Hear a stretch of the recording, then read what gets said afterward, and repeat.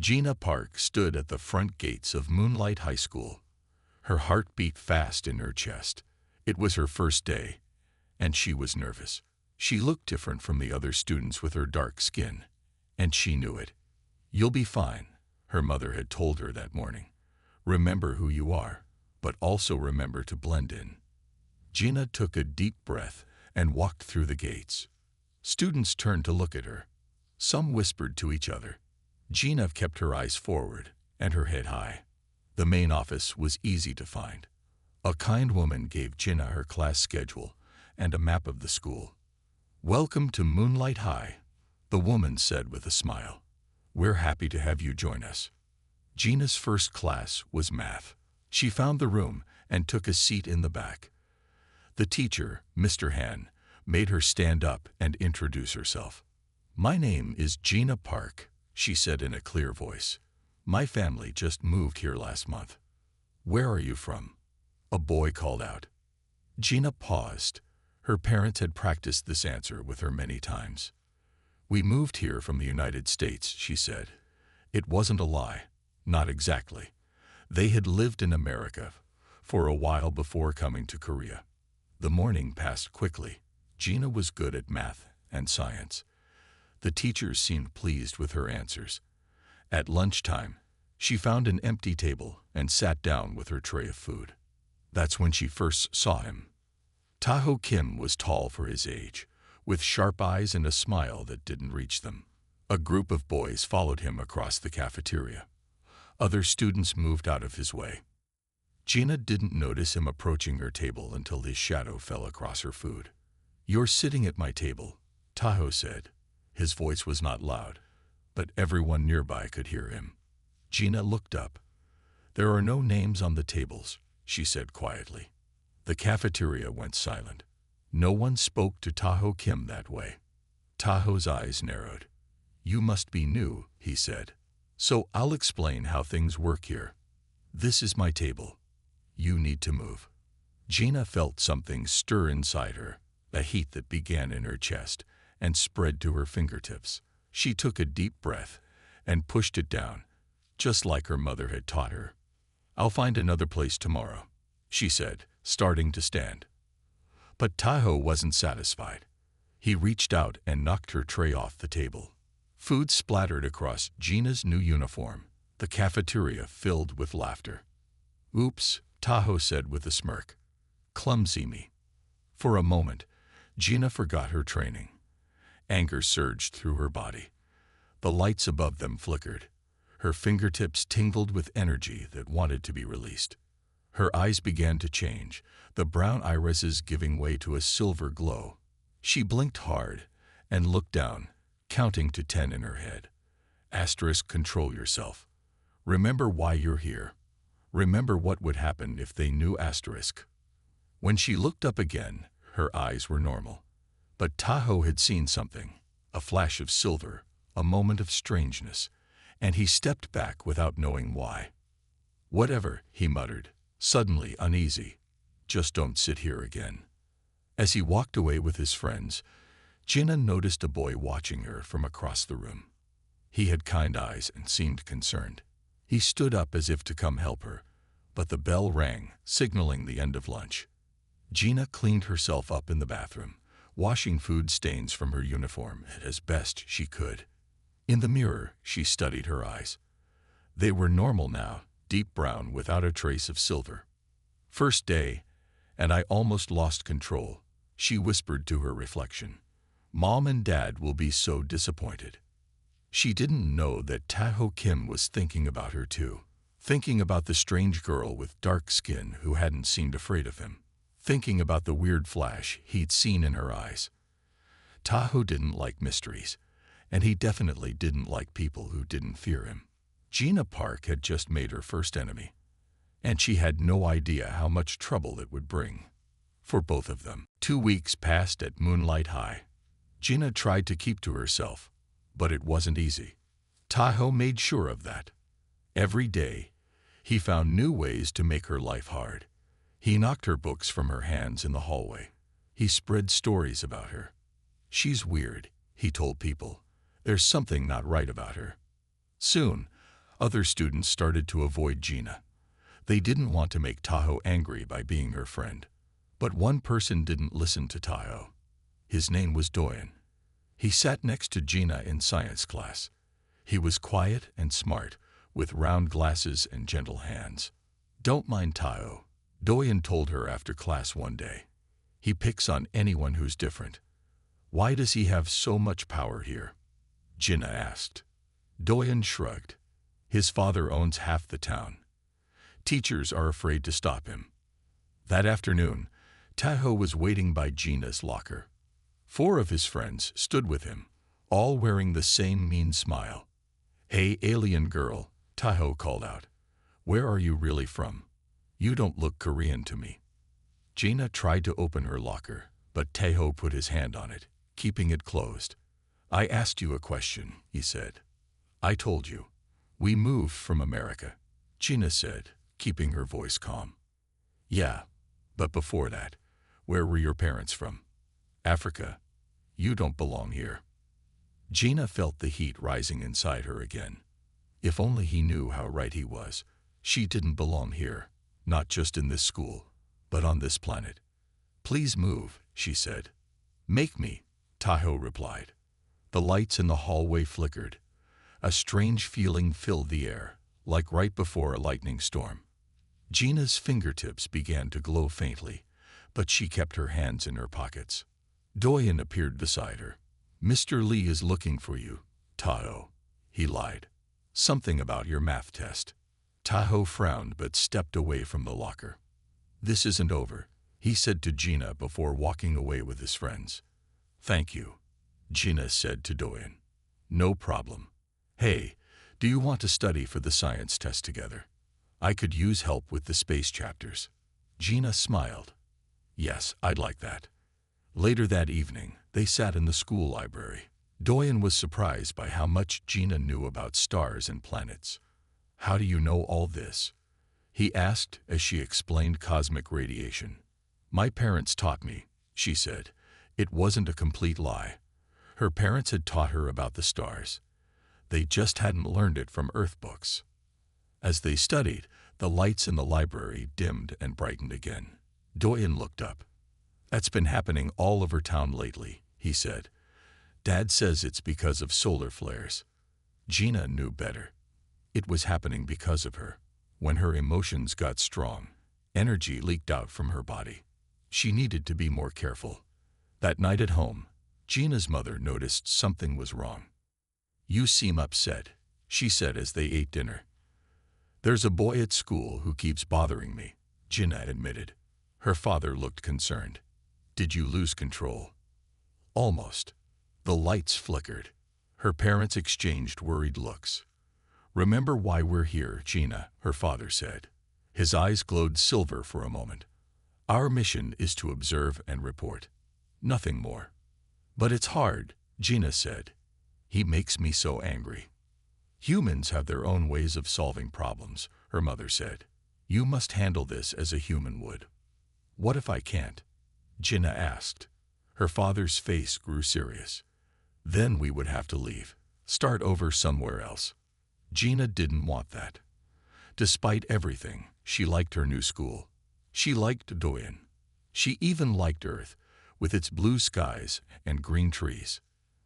That night, she stood at her bedroom window, looking up at the stars. One of them, far brighter than the rest, was not a star at all. It was home, or what had been home, before she came to Earth. Little did she know, Tahoe was planning something for tomorrow, something that would make it much harder for Gina to keep her secret. And far above Earth, something was responding to the energy Gina had been leaking, something that wasn't supposed to find Earth for many years to come. Rain fell hard on Wednesday morning. Gina ran into school with her jacket over her head, trying to stay dry. The hallways were crowded with wet students. She hurried to her locker, hoping to avoid Tahoe. But luck was not on her side. As she turned down an empty hallway, Tahoe stepped out from a classroom. He was alone, without his usual group of friends. "I've been waiting for you," he said, blocking her path. Gina looked around. No one else was there. No Doyen to help her this time. Please let me pass, she said. I'll be late for class. Tahoe moved closer. I saw something strange the other day, he said.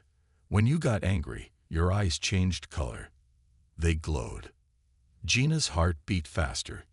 You're imagining things. No, I don't think so. Tahoe's voice was low. You don't belong here, alien girl. What are you really? I don't know what you're talking about, Gina said, trying to step around him. Tahoe pushed her against the lockers. The metal felt cold against her back. You don't belong here, he repeated. Everyone thinks you're weird. No one wants you here. Something snapped inside Gina. After weeks of holding back, of being pushed and bullied, her control broke.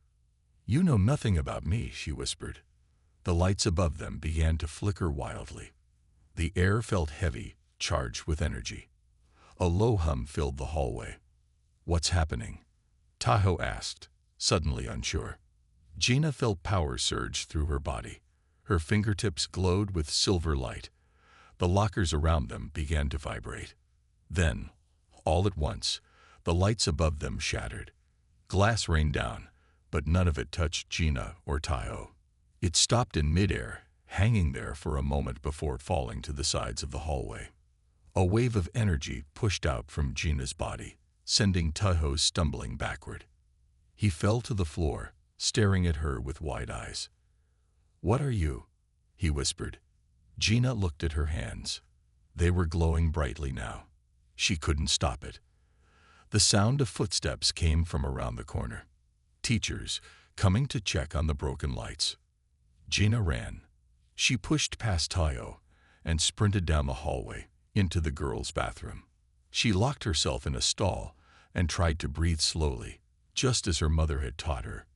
Asterisk control. Find control asterisk. But when she looked at her hands, they still glowed. And in the small mirror on the bathroom wall, she saw her eyes, no longer brown, but shining silver orbs that revealed her true nature. No, no, no, she whispered. Her disguise was failing. The human form she had worked so hard to maintain was slipping away. Outside the bathroom, she heard teachers talking about the broken lights. Someone mentioned calling an electrician. Gina closed her eyes and thought of home. Not her house in town, but her real home, light years away. She thought of silver skies and twin moons. She thought of her people, with their glowing eyes and abilities humans would call magic. Slowly, the glow faded from her hands. When she looked in the mirror again, her eyes were returning to normal, the silver light dimming until only a faint ring remained around her irises. She had never lost control like that before. Not on Earth. But what worried her most was Tahoe. He had seen too much. What would he do with what he had seen? That night, Gina told her parents what had happened. He saw my eyes change, she admitted, and I pushed him with energy. Her father paced the living room, his own eyes flickering between human brown and their natural silver. This is dangerous, he said, if humans learn about us too soon, before they're ready. I know, Gina said. I'm sorry. Her mother sat beside her on the couch. Perhaps we should leave this town. No, Gina said quickly. I can fix this. Tahoe was scared. Maybe he'll think he imagined it. But even as she said it, Gina knew Tahoe wasn't the type to let things go. He would want answers. And far above Earth, a signal pulsed out into space, a burst of energy from Gina's loss of control. It traveled faster than light, crossing vast distances in seconds. Something received that signal, something that had been searching for a very long time. And now it had found what it was looking for. The next day, Gina almost stayed home from school, but her parents insisted she go. Act normal, her father said. If you hide, it will only make people more curious. When Gina arrived at school, everyone was talking about the broken lights. The principal had called it an electrical problem. No one mentioned Gina or Tahoe. In science class, Mr. Park announced a special project. The annual science fair is coming up, he said. This year, you will work in pairs. He held up a box. I have put all your names in here. I will draw pairs at random. Gina crossed her fingers under her desk. Asterisk, please pair me with Doyen asterisk, she thought. Mr. Park drew names one by one. Doyen was paired with a girl named Mina. Gina waited anxiously. Gina Park, Mr. Park finally called. He reached into the box again. And Tahoe Kim. The room went silent. Everyone knew Tahoe had been bullying Gina. Tahoe looked at Gina from across the room. His face was hard to read. He seemed afraid. Mr. Park continued, each pair will study one area of science. Gina and Tahoe, your topic is cosmic radiation. Gina almost laughed. Of all the topics, she had to get the one she knew most about. After class, Tahoe approached her desk. He kept his distance, standing a few feet away. Library. After school, he said shortly. Then he walked away. Later in the library, Gina found Tahoe at a table in the back corner. Books about space were piled in front of him. Let's get this over with, he said as she sat down. They worked in silence for a while. Tahoe kept glancing at her, then looking away quickly when she noticed. About yesterday, he finally said. What happened in the hallway? The lights broke, Gina said simply. You know that's not what I mean. Tahoe's voice was low. Something pushed me. Your eyes were different. Gina looked down at her book. I don't know what you're talking about. Yes, you do. Tahoe leaned forward. What are you? I'm just a student, like you. Tahoe shook his head. Normal students don't make lights explode. Normal students don't have eyes that glow. Gina needed to change the subject. Did you read about solar flares? She asked. They can cause radiation bursts that. How do you know so much about space? Tahoe interrupted. You talk about stars like you've seen them up close. Gina felt trapped. She had to be more careful about what she said. My parents are scientists, she lied. They study astronomy. Tahoe didn't seem convinced. They continued working on their project. Gina explained about cosmic radiation, careful not to reveal too much. As they built a model showing how radiation travels through space, Gina accidentally touched a metal rod they were using. A small spark jumped from her finger to the metal. The rod glowed briefly with silver light. Tahoe jumped back. See, that's what I'm talking about. Static electricity, Gina said quickly. The air is dry in here. Tahoe stared at her for a long moment. I'm going to find out what you're hiding, he said. I know there's something strange about you. When Gina got home that evening, she was worried. Tahoe was getting too close to the truth. How was school? Her mother asked. I got paired with Tahoe for a science project, Gina said. The boy who saw me lose control. Her father stopped reading his newspaper. What topic? Cosmic radiation. Gina smiled sadly. Ironic, right? Be very careful, her father warned. Humans aren't ready to know about other life in the universe. Not yet.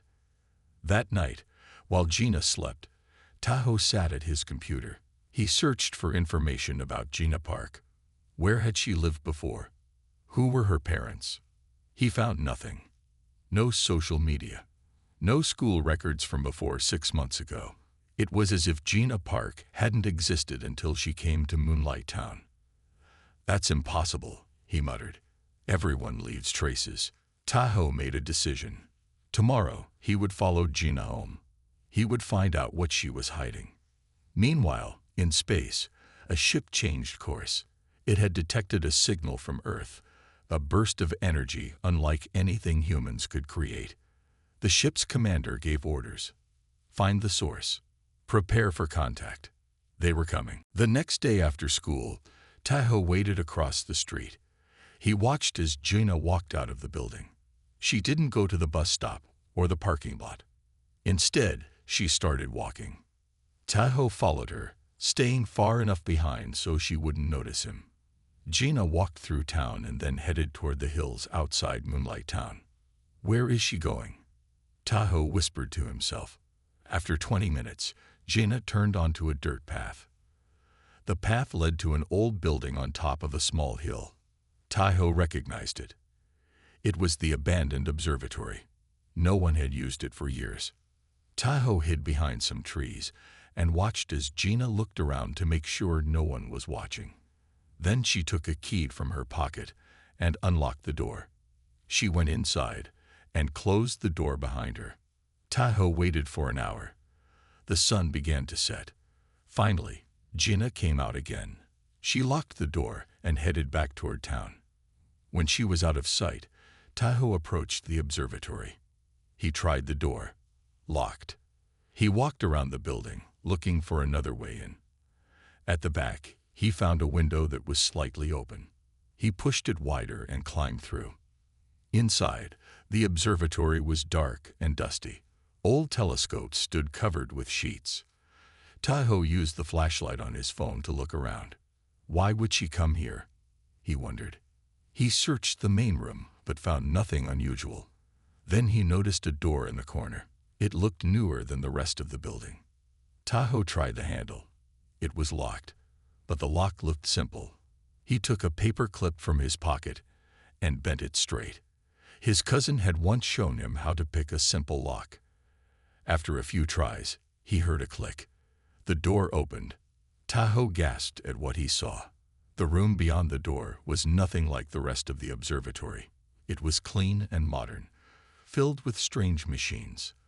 The walls were covered with star charts, but they showed star systems Taiho had never seen in any astronomy book. In the center of the room was a round table with a glowing surface. Strange symbols moved across it, like a computer screen, but with no keyboard. "What is all this?" Taiho whispered. He walked around the room, taking pictures with his phone. On one wall hung a map of Earth, with small lights glowing in different places around the world. Taiho approached the glowing table in the center. He reached out and touched it carefully. The surface rippled like water under his finger. Suddenly, the lights in the room changed from white to blue. A humming sound filled the air. Above the table, a beam of light shot up. Within the beam, shapes appeared, three-dimensional images of people, but they didn't look quite human. Their skin had a silver glow, and their eyes shone like stars. One of the figures spoke. The language was unlike anything Taiho had ever heard. Then the figure switched to English. "Report on Earth Observation Mission, Year 3. The humans remain unaware of our presence. Their technology advances quickly, but they are still not ready for contact with the coalition." Another figure spoke. "What of the energy burst detected yesterday? Has the source been identified?" "Yes," said the first figure. "My daughter had a situation at her school. Her control slipped. We are handling it."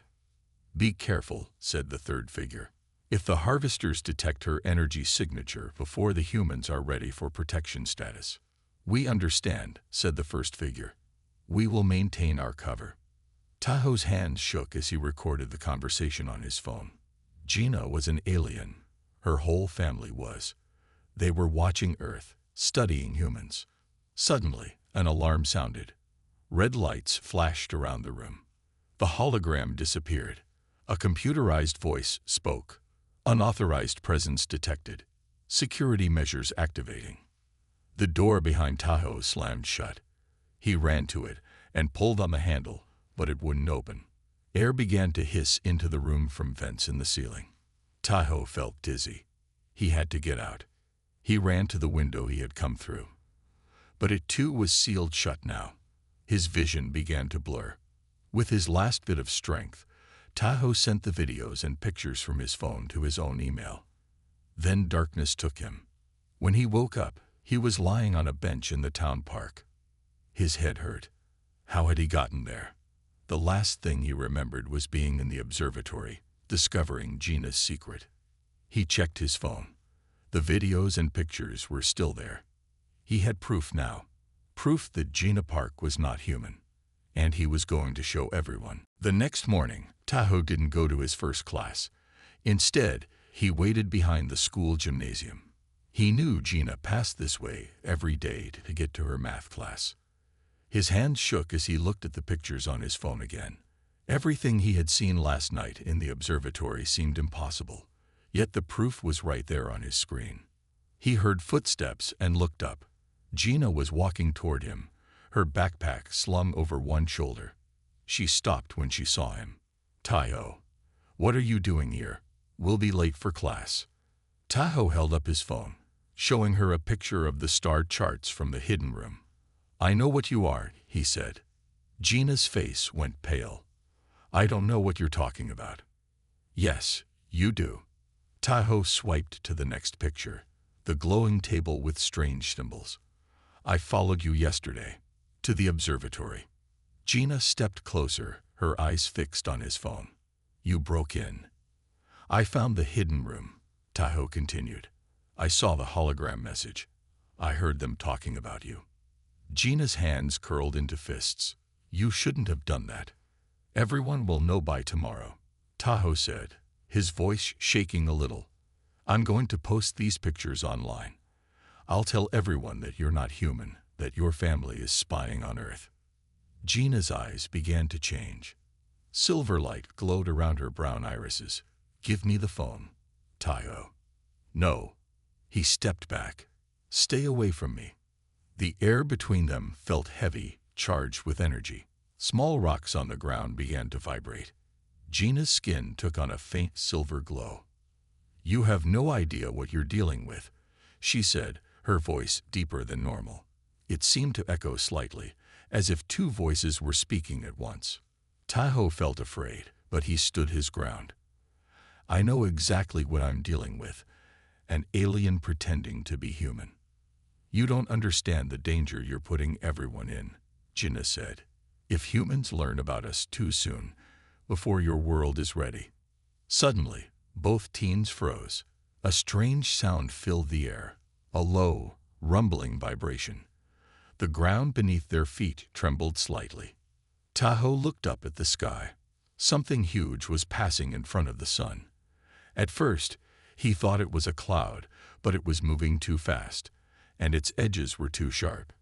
"What is that?" he whispered. Gina's anger was replaced by fear. "No," she said softly. "They weren't supposed to come yet. We're not ready." The shadow moved across the sun, darkening the school grounds. Other students who were outside for gym class pointed up at the sky, talking excitedly. "What's happening?" Tahoe asked, his threat forgotten. "Harvesters," Gina said, her voice tight with fear.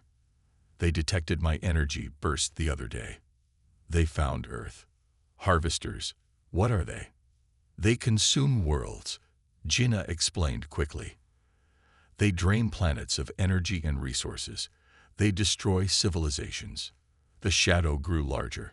Now everyone could see it wasn't a cloud but a massive ship, bigger than anything humans had ever built. "This is what my family was trying to prevent," Gina said. "We were monitoring Earth, preparing your world to join the Galactic Coalition, a group of planets protected from threats like the Harvesters. But now they're here because of you," Tahoe said, understanding dawning on his face. "Because I lost control," Gina admitted, "when you pushed me too far." The school's emergency siren began to wail. All around them, students and teachers poured out of buildings, staring up at the sky in confusion and fear. News alerts chimed on everyone's phones, reports of strange objects appearing in skies worldwide. Tahoe looked at Gina. The bully who had tormented her now seemed small and scared. "What do we do?" he asked. Gina stared back at the boy who had made her life miserable. In this moment, their differences didn't matter. "I need your help," she said. Chaos erupted around the school. Teachers shouted for students to go to the gym. Police sirens wailed in the distance. Everyone's phones buzzed with emergency alerts. "You need my help?" Tahoe asked, confused. "What can I do against that?" He pointed at the massive ship hovering in the sky. "The observatory," Gina said, grabbing his arm. "It's not just for watching stars. It's a defense station. My parents will be activating the systems now, but they'll need help." Tahoe hesitated. "Why should I trust you? You've been lying since you got here. Do you have a better plan? Jinnah asked. Those ships are appearing all over the world. This isn't just about me anymore. A teacher spotted them. Park, Kim, get to the gym now. Jinnah looked at Tahoe. Are you coming or not? After a moment, Tahoe nodded. Lead the way. They slipped away from the school while everyone was distracted. They ran through town toward the hills. People stood in the streets, looking up at the sky, fear on their faces. What exactly are these harvesters? Tahoe asked as they ran. They travel from galaxy to galaxy, Jinnah explained. They find developing worlds and drain them of resources and energy. They've destroyed thousands of civilizations. And they came because of your energy burst, when you lost control. Jinnah nodded. My people, the Guardians, have been protecting developing worlds for thousands of years. We help planets join the Galactic Coalition when they're ready. Ready for what? Ready to know they're not alone in the universe. Ready to handle advanced technology. Earth was getting close. Maybe another 20 years. They reached the observatory. The door was open. Inside, Jinnah's parents moved quickly among strange machines. Their human disguises were gone. Their skin glowed with silver light, and their eyes shone like stars. Jinnah's father looked up as they entered. Jinnah, you brought a human here. He already knows, Dad, Jinnah said. And we need help. Her mother approached Tahoe, studying him. This is the boy who bullied you. It wasn't a question. Tahoe looked down, ashamed. I'm sorry, he said quietly. We don't have time for this, Jinnah's father said. The defense protocols need to be activated. The main harvester ship will be in position in 30 minutes. He handed Jinnah a crystal device that glowed with blue light. Take your position at the platform. Jinnah took the device and walked to the center of the room. The floor opened up, revealing a circular platform with 2 spaces. Wait, Jinnah said.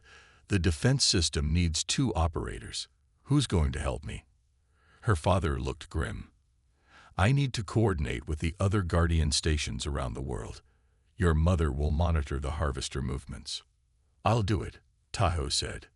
Everyone turned to look at him. You? Jinnah's mother asked. The system requires compatible brainwaves. It's unlikely a human would be. Let's test him, Jinnah suggested. We have nothing to lose. Her father nodded reluctantly. He took a small device and placed it against Tahoe's forehead. It beeped and flashed green. Interesting, he said, surprised. His pattern is compatible. Not perfect, but workable. What do I need to do? Tahoe asked. Stand on the platform opposite Jinnah, her mother instructed. Place your hands on the control surface. The system will link your minds. You'll see what Jinnah sees, feel what she feels. You'll also see my memories, Jinnah warned him. And I'll see yours. Tahoe hesitated. You'll know everything about me. And you'll know everything about me, Jinnah replied. Still want to help. Outside, the ground shook as smaller ships broke away from the main harvester vessel. They descended toward Earth, toward towns and cities. Tahoe took a deep breath and stepped onto the platform. Let's do this. As his hands touched the control surface, light engulfed both teens. Tahoe gasped as images flooded his mind. A silver world with twin moons, cities made of light, and the vastness of space as Jinnah's family traveled to Earth. At the same time, Jinnah saw Tahoe's life, his father's constant disappointment, the pressure to be strong, the fear of showing weakness that made him bully others. Oh, she whispered, understanding him for the first time. Together, they raised their hands. Energy flowed from the observatory, creating a dome of light that spread over the town. The first harvester ships hit the barrier and bounced back. The battle for Earth had begun. Light pulsed between Jinnah and Tahoe as they stood on the platform. Their minds were linked, sharing thoughts and memories. The protective shield around the town glowed bright against the darkening sky. It's working. Gina's father called out. The shield is holding. On screens around the room, they could see harvester ships trying to break through the shield. The ships fired weapons that looked like bolts of red lightning. They're attacking all over the world, Gina's mother reported. Other Guardian stations are activating their shields. Through their mental link, Tahoe could feel Gina's worry. Asterisk, will there be enough shields to protect everyone? Asterisk, her thoughts asked. Asterisk, how many Guardian stations are there? Asterisk, Tahoe thought back. Asterisk, 28 around the world, but some are in remote areas, far from major cities. Asterisk. Outside the shield, 3 harvester ships focused their weapons on one spot. The shield began to flicker there. They're trying to break through, Gina's father warned. Gina, Tahoe, you need to strengthen the shield at the weak point. Together, they directed their energy toward the damaged section. Tahoe had never felt anything like this before. It was like his mind could reach out and touch the shield itself. How am I doing this? He wondered aloud. Guardian technology works with thought, Gina explained. And now that we're linked, you can access it too. The shield grew stronger where they focused.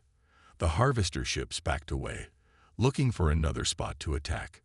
Gina's father received a message from another Guardian station. His face grew serious as he listened. The harvesters have broken through shields in 3 places, he told them. They've landed in a city in South America, another in Europe, and one in Asia. What happens when they land? Tahoe asked. Gina's mother answered. They start drilling into the earth. They plant devices that drain energy from the planet's core. If enough devices are planted, the planet will begin to die. Tahoe felt sick. This was bigger than anything he had imagined. Just days ago, his biggest concern was maintaining his status at school. Now he was helping fight to save the entire planet. Through their link, Gina sensed his feelings. Asterisk, no, it's overwhelming. Asterisk, she thought to him. Asterisk, but we can do this together. Asterisk. Suddenly, alarms blared throughout the observatory. A large section of the main harvester ship was breaking away. It was heading directly toward their town. They've identified this as a Guardian station, Gina's father said grimly. They're sending a destroyer. The massive ship section moved toward them, its front opening like jaws.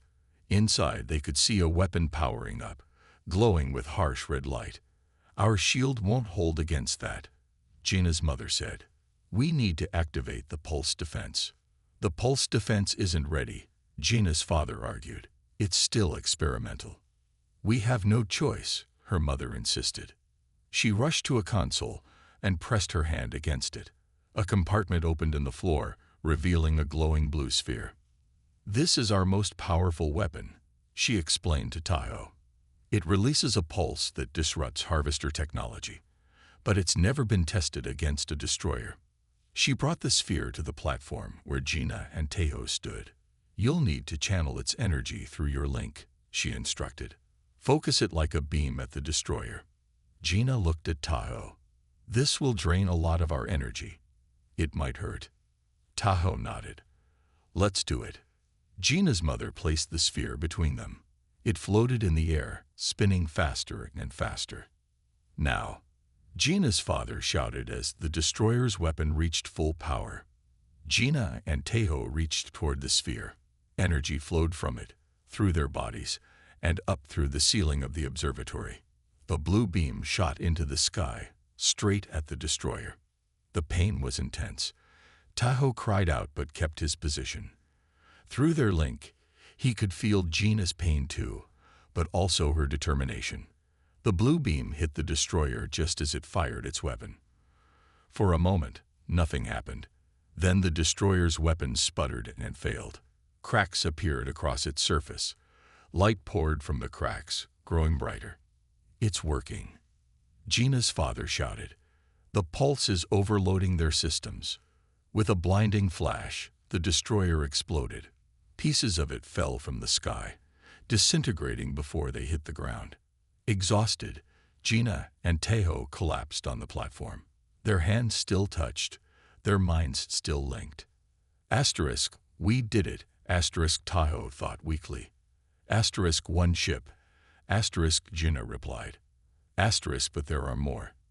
And the battle has just begun, asterisk. 3 days passed. For 3 days, Gina and Tahoe stayed at the observatory, helping to maintain the shield around their town. They took turns resting, but never left the platform for long. Their minds remained linked, making it easier to work together as the battle continued. Around the world, other Guardian stations fought against the Harvesters. Some won their battles. Others didn't. Cities were damaged. People were hurt. But slowly, the Guardians gained the upper hand. On the morning of the 4th day, Gina's father received an important message. The Harvester main ship is retreating, he announced, his voice tired but happy. Defense systems in Russia and Australia landed critical hits. The remaining Harvester ships are following it back into space. Gina and Tahoe looked at each other, hardly believing it was over. We won, Tahoe asked. For now, Gina's mother said, they will report back to their fleet. It might be years before they try again. By then, Earth will be ready, Gina's father added. The coalition has agreed to officially extend protection to your planet now. Gina and Tahoe stepped off the platform for the first time in days. As their hands separated, their mental link faded. It felt strange to be alone in their minds again after sharing thoughts for so long. What happens now? Tahoe asked. The world governments are being told the truth, Gina's father explained. About the Guardians, about life beyond Earth. It's happening sooner than planned, but there's no choice now. What about school? Gina asked. Her mother smiled. School reopens tomorrow. The official story is that the ships were part of a failed invasion that was repelled by experimental defense systems, which is partly true.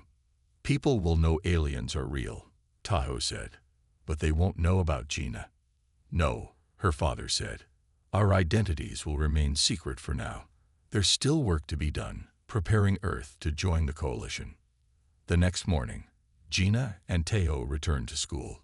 Everything looked normal, but nothing felt normal. Students talked excitedly about the alien ships they had seen. Teachers tried to keep classes on track, but everyone was distracted. In the cafeteria at lunchtime, Gina found an empty table and sat down. A moment later, Tahoe approached. Without asking, he sat across from her. The other students watched in surprise. Everyone knew Tahoe had believed Gina for weeks. People are staring, Gina said quietly. Let them, Tahoe replied. I don't care anymore. And he didn't. After sharing his mind with Gina, after seeing his own memories through her eyes, he felt ashamed of how he had treated her. And after feeling her memories, understanding her loneliness on a strange planet, he couldn't go back to being the person he was before. I'm sorry, he said simply. For everything. Gina nodded. I know. And she did know. She had felt his regret through their mental link.